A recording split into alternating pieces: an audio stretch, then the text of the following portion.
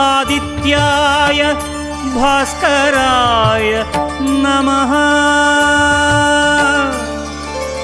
ॐ सूर्याय नमः आदित्याय नमः दिनकर कोटि प्रभाकर।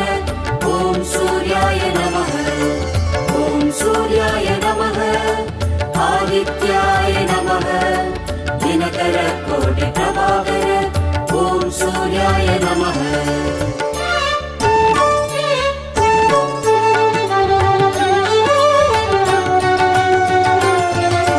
ततो युद्ध परिश्रान्तं समरे चिन्तया स्थितं रावणं चाग्रतो दृष्ट्वा युद्धाय समुपस्थितम्।